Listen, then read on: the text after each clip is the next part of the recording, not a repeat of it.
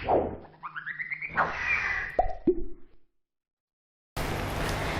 Students, जय हिंद। This is Rajat Prabhakar and welcome to Kaksha Kendra classes.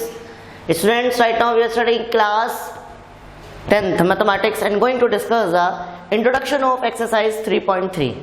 तो बेटा इस इंट्रोडक्शन में या इस पार्ट में we will discuss to solve the algebraic method of pair of linear equations.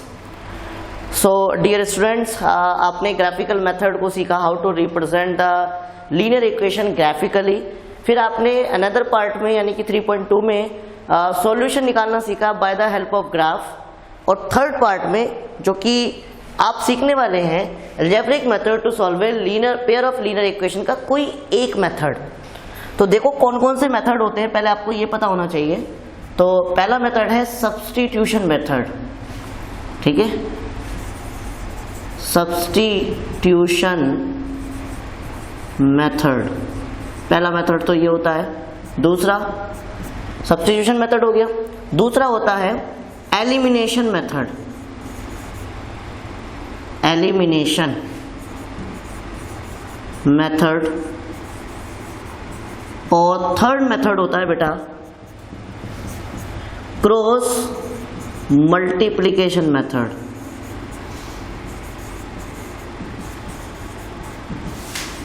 Right, आपके पास तीन मेथड है बेटा। So students, substitution, elimination, cross multiplication method में ये आप सीखेंगे 3.3 में, दिस 3.4 में, दिस 3.5 में, ठीक है बेटा। तो स्टूडेंट्स, आई होप आपको समझ आ रहा होगा। तो देखिए मेथड है क्या। 3.6 एक्सरसाइज और दी गई है बेटा, उसमें पहले आप इसे पेयर ऑफ लीनियर इक्वेशन में बदलते हैं, उसके बाद हम करते हैं, वो आपका 3.6 के इंट्रोडक्शन में है। तो हम यहाँ पर सीखने वाले हैं बेटा सब्स्टिट्यूशन मेथड के बारे में। तो सब्स्टिट्यूशन मेथड क्या होता है, ठीक है, सब्स्टिट्यूशन मेथड क्या होता है बेटा, तो फटाफट देखेंगे, ठीक है। सब्स्टिट्यूशन मेथड, सब्स्टिट्यूशन मेथड बेटा, इस मेथड में हम क्या करते हैं, ध्यान से सुनिएगा। सब्स्टिट्यूशन मेथड में we substitute the value of variable from a equation and put that value in another equation. हम किसी एक इक्वेशन से कोई ना कोई सा एक वेरिएबल की वैल्यू को सब्स्टिट्यूट करेंगे, ठीक है, यानी कि उसको निकालेंगे और फिर हम उसको क्या कर देंगे, दूसरी इक्वेशन में उस वेरिएबल की जगह पुट कर देंगे, ठीक है बेटा। ये होता है सब्स्टिट्यूशन मेथड, ठीक है। तो फटाफट देखते हैं, एक एग्जाम्पल लेकर हम इसको प्रोसीड करेंगे, ठीक है। तो एग्जाम्पल नंबर 7 देख लेते हैं सीधे, ठीक है। एग्जाम्पल नंबर 7, एग्जाम्पल नंबर 7 में दो इक्वेशन दी गई है। Solve the following pair of equation by the substitution method. और मेथड में क्या दी गई है, 7x minus 15y equals to 2 and next है 2x x plus 2y equals to 3। आपको ये दो इक्वेशंस दी गई हैं एंड आप आसानी से इसको विजुलाइज कर पा रहे होंगे। तो दोनों की दोनों linear equation in two variables है। तो ये दोनों पेयर ऑफ लीनियर इक्वेशंस हो गया। तो आपको कुछ नहीं करना, वैल्यू को सब्स्टिट्यूट करना है। सीख लो बेटा कैसे सब्स्टिट्यूट करते हैं।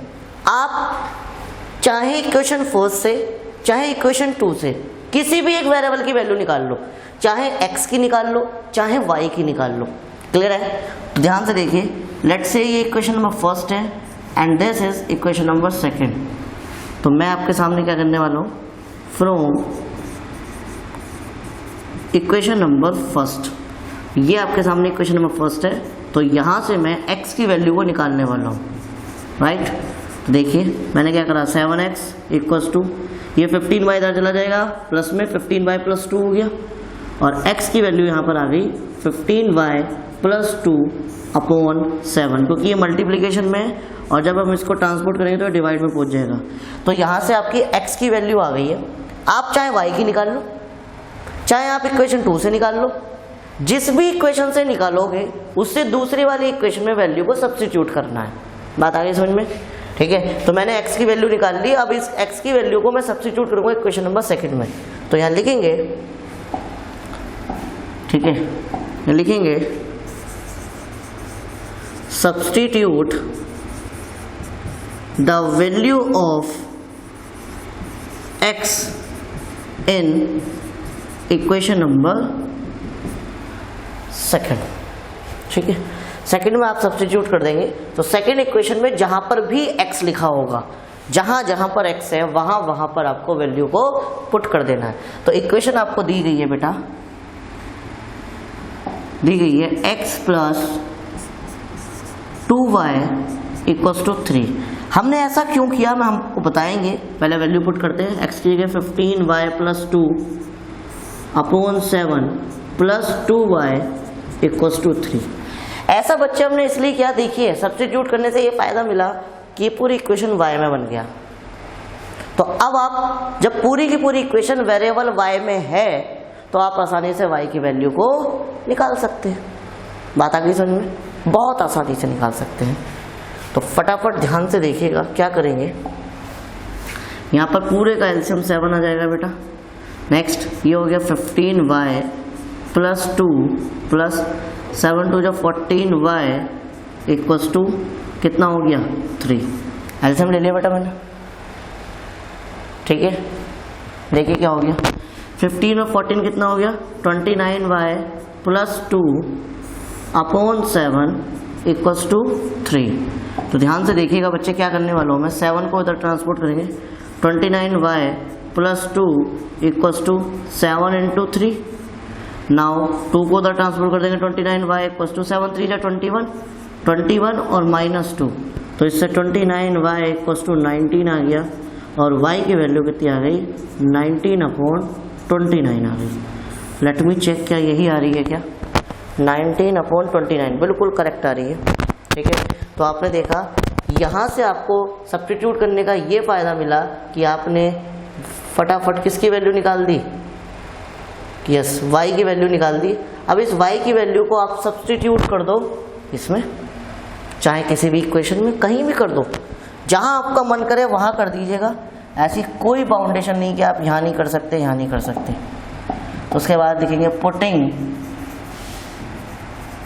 द वैल्यू ऑफ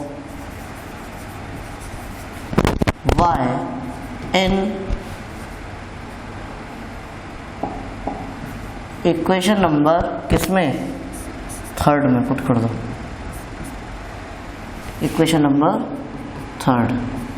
तो ध्यान से देखिएगा बेटा, ये दिया गया है x equals to 15 into Y की जगह आपकी वैल्यू कितनी आ जाएगी, वैल्यू थी आपकी 19 अपॉन 29। तो फटाफट देखिए 19 अपॉन 29। उसके बाद यहाँ से देखिए प्लस 2 ऐसे लिखेंगे, प्लस 2 का होल अपॉन कितना दिया गया बेटा 7। बहुत ध्यान से करना है, चीज़ें बिल्कुल भी गलत नहीं होनी चाहिए मेरे बच्चे। ये आपके सामने निकल गया।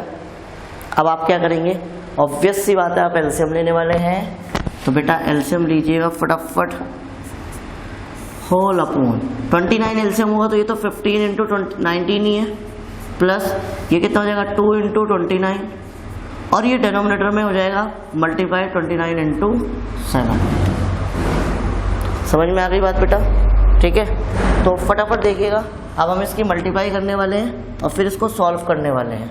ठीक है, देखिए 15 की 19 से मल्टीप्लाई करिएगा तो 19 और 15 की मल्टीप्लाई करी, 15 9 जा 135, 5 13 कैरी, 15 बना 15 और 13 कितना हो गया 28, 285 आ गया। तो देखिए 285 प्लस 29 2 जा 58 अपॉन 29 इंटू 7 ऐसे लिखा। अब इसका समअप करिएगा, समअप करेंगे 8 और 5 कितना हो गया 13, कैरी लगा 1, 8 और 5 13 और 1 14, कैरी लगा 1, 2 और 1 3, 343 अपॉन 29 इंटू 7। और आप देख रहे हैं 7 से कट जाएगा, 7 4 जा 28, कितना बचा 63, 7 9 और 63, ये आ गया 49 upon 29। This is answer. Clear हो गया? ठीक है, तो आप देखिए यहाँ से आपने x की वैल्यू को निकाल लिया विच इज 49/29। ठीक है स्टूडेंट्स, तो ये था आपके सामने सब्स्टिट्यूशन मेथड। तो सब्स्टिट्यूशन मेथड में बेटा आपको समझ आ रहा होगा हमने क्या करते हैं। सब्स्टिट्यूशन मेथड में किसी भी एक इक्वेशन से वैल्यू को निकालते हैं, किसकी, किसी भी वेरिएबल की, जरूरी नहीं x की निकालो y की निकालो, किसी भी इक्वेशन से किसी भी वेरिएबल की वैल्यू निकालिएगा और उससे अनदर वाली इक्वेशन में उस वेरिएबल की वैल्यू को पुट कर दीजिएगा। This is called the substitution method. और इसी पर बेस्ड आपके सारे के सारे क्वेश्चंस हैं, तो फटाफट देखते हैं।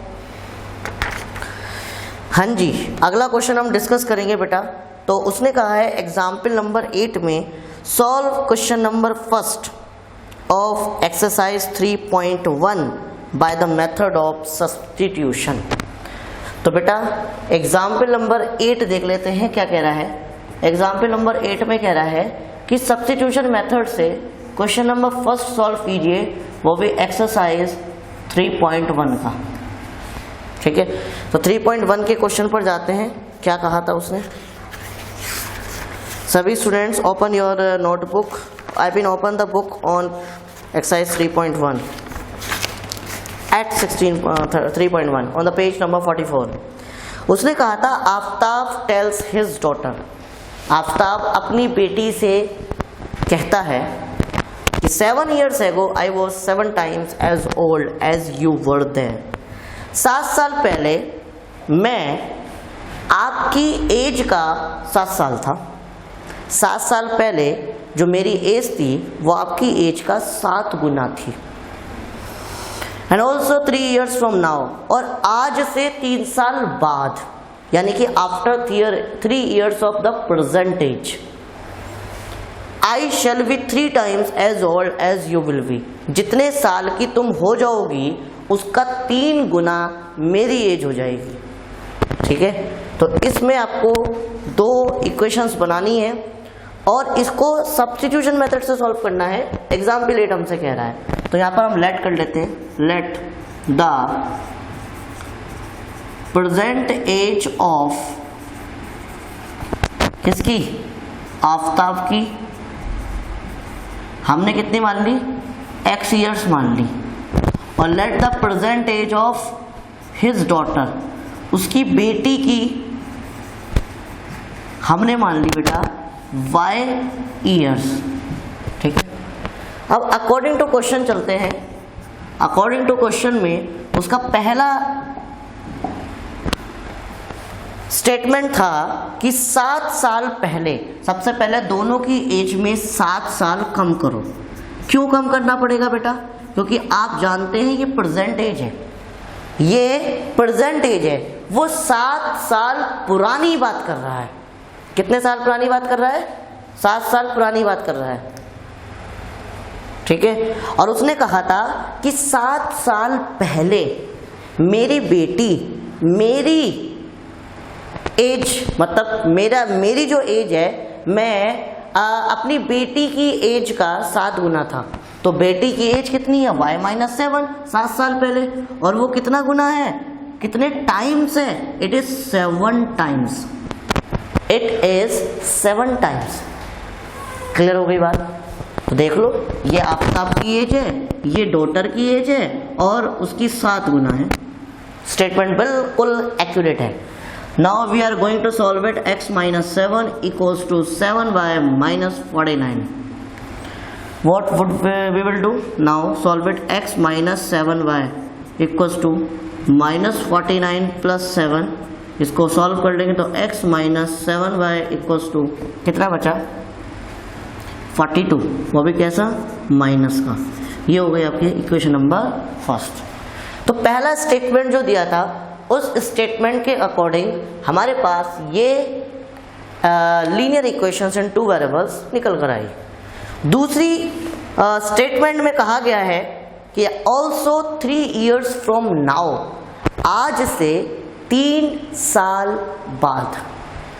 ऑब्वियस सी बात है कि ये प्रेजेंट एज है, so you need to sum up, add up 3।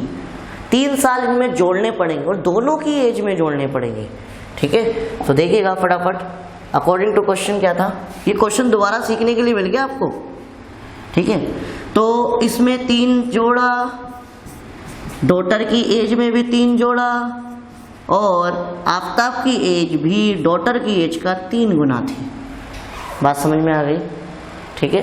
This is the age of the Aftab, this is the age of daughter, his daughter, and it is 3 times. Now we'll solve this. X plus 3 equals to 3y plus 9. Now we'll solve it. X minus 3y equals to 9 minus 3. Now x minus 3y equals to 6, and this is equation number 2. ये आपके सामने क्या हो गई, equation number 2 हो गई, ठीक है students.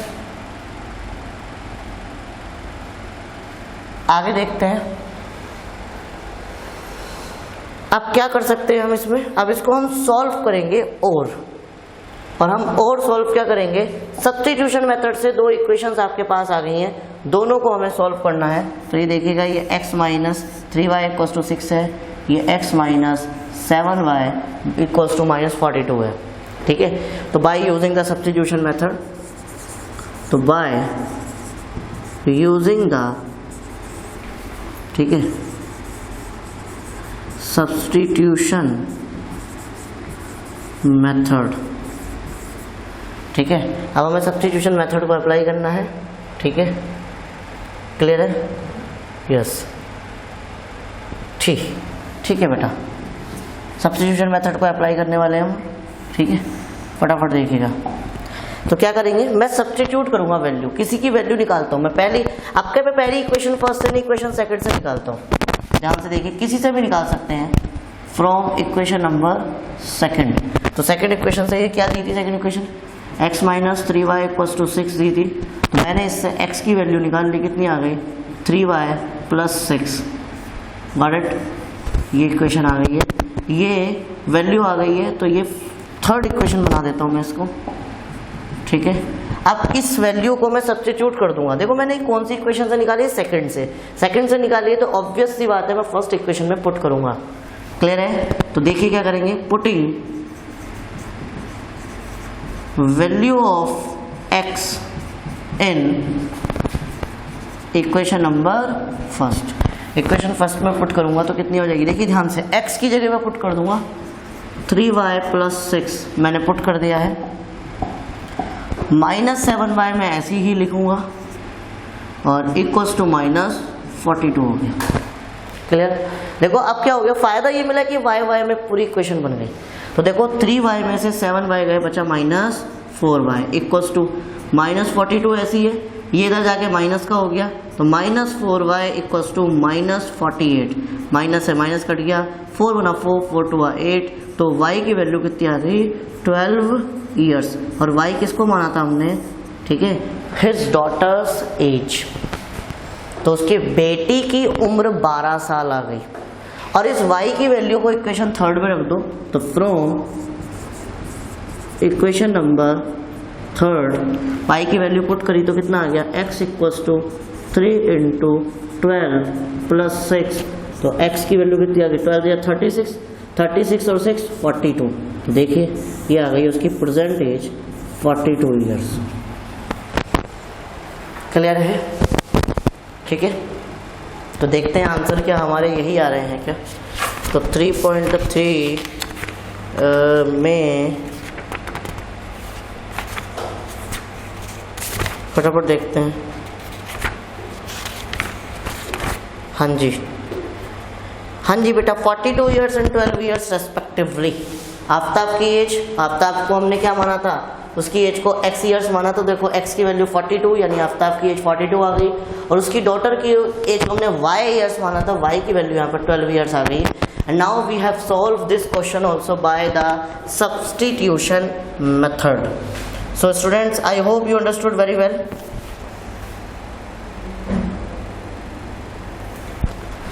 Okay students, example number 9 के बारे में डिस्कस कर लेते हैं। एग्जाम्पल नंबर 9 कह रहा है कि let us consider example number 2 in section 3.3। The cost of 2 pencil and 3 razor is 9 and the cost of 4 pencil and 6 razor is 18। Find the cost of each pencil and each eraser. Same question, और आपको पता है ये हम already discuss कर चुके हैं detail में, ठीक है। तो यहाँ पर लेट मान लिया हमने the cost of pencil,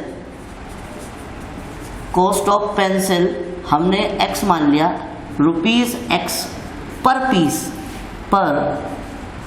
piece, PCS लिख देता हूँ शॉर्ट में, पीस, ठीक है। और अगला द कॉस्ट ऑफ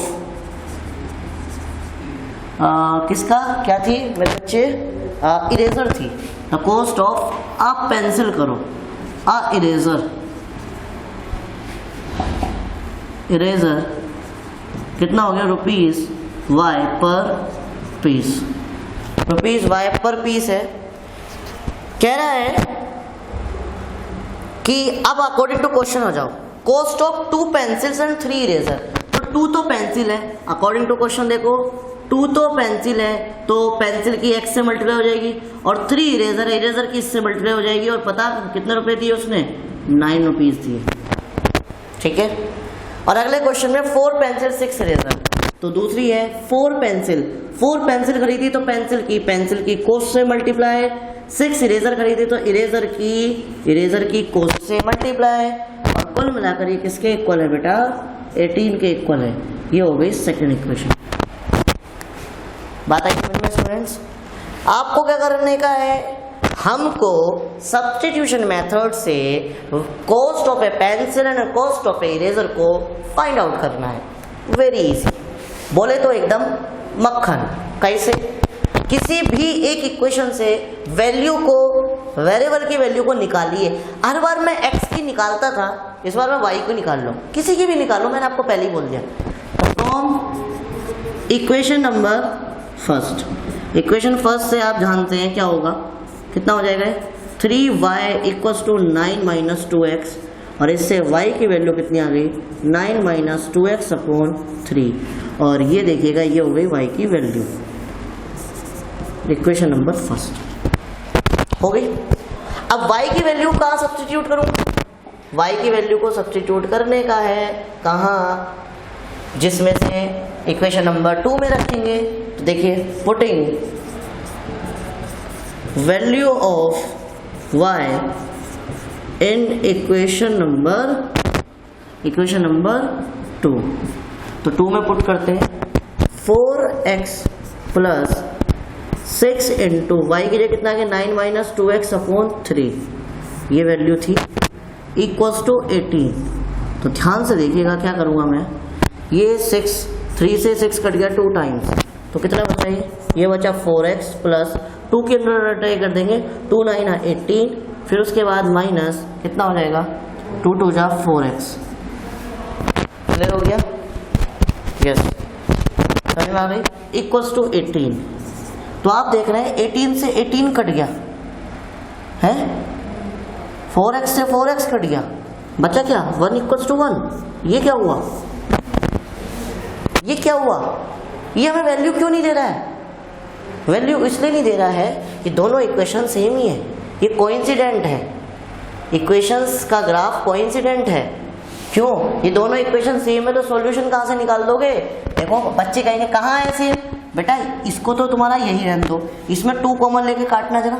इस पूरी इक्वेशन में मैंने 2 कॉमन लिया, तो 2 कॉमन लेने पर क्या बचा, 2 2 जा 4 2x, और 2 3 जा 6 3y, इक्वल्स टू 2 9 18।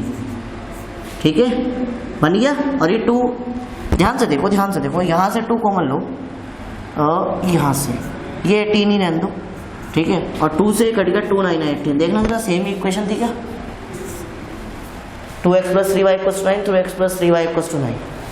यानी कि इस मेथड से आप कोई भी सॉल्यूशन क्यों नहीं ले पा रहे, क्योंकि ये एक कोइंसिडेंट लाइन को रिप्रेजेंट कर रही है, और इसके सारे सॉल्यूशन जो इस इक्वेशन के सॉल्यूशन होंगे वही इस इक्वेशन के सॉल्यूशन होंगे, कोई भी ऐसा यूनिक सॉल्यूशन नहीं है दोनों का। समझ में आ गई। तो इसलिए दिस स्टेटमेंट जो है ट्रू होता है, ये लिखा भी है, all the values of y, however we do not get a specific value of y as a solution, therefore we cannot obtain a specific value of x this solution has arisen because both of given equations are the same. और equation number 1 and equation number 2 के कितने solution होंगे? Coincident line के कितने solution होते हैं?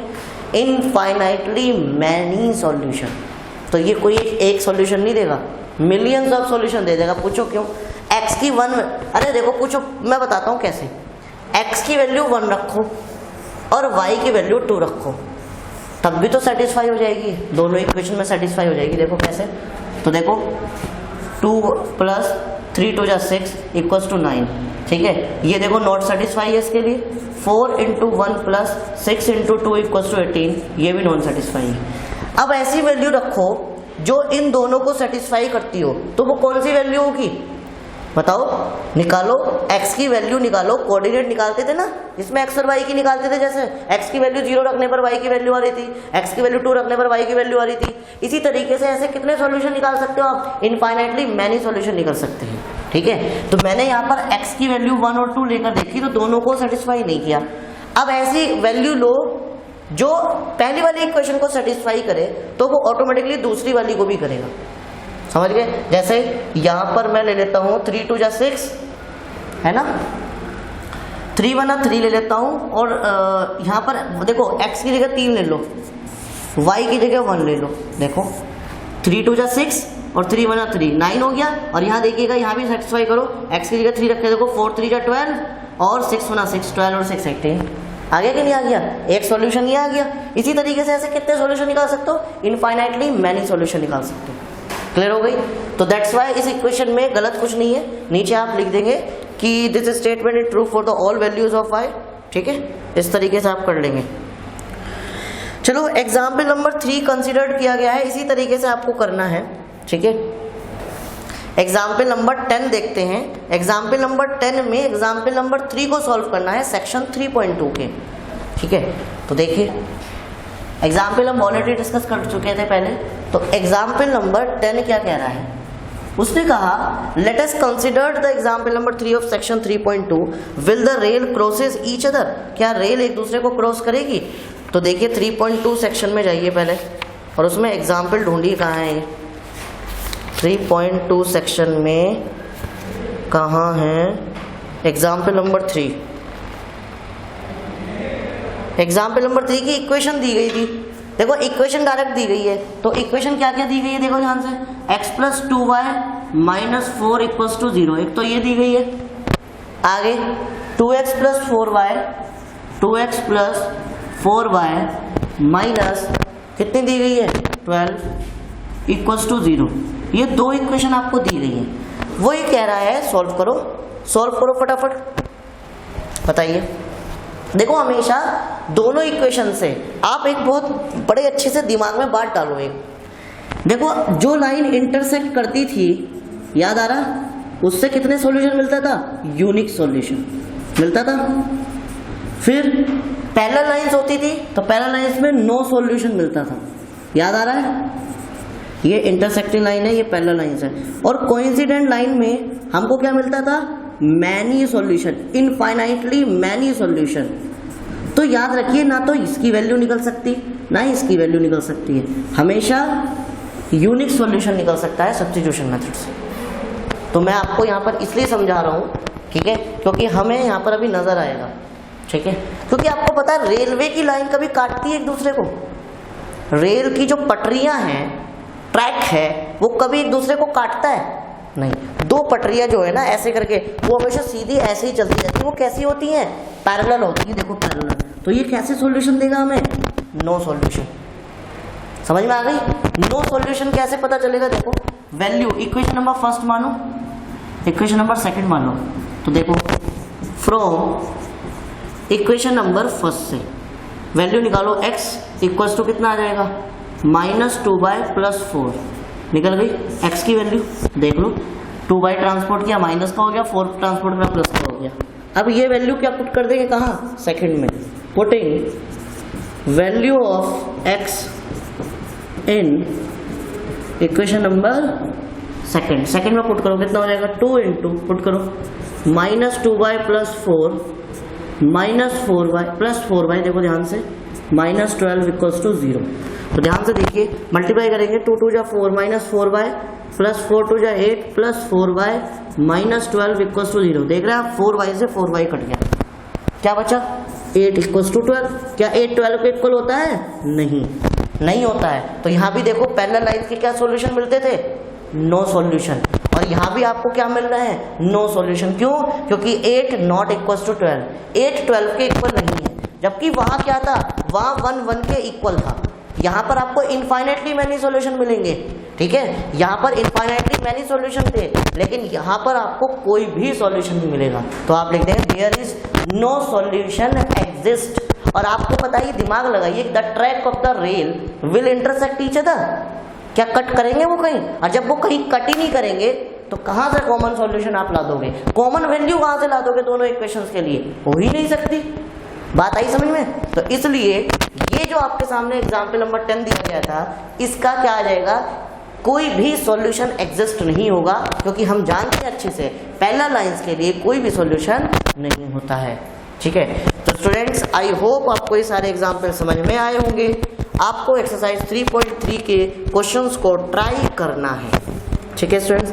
तो सारे क्वेश्चंस को ट्राई करने हैं आपको। जहां आपको प्रॉब्लम आ रहा है you will communicate with me. तो स्टूडेंट्स, आज का लेक्चर हम यहीं समाप्त करते हैं। Thank you very much for connecting with कक्षा केंद्र। जय हिंद।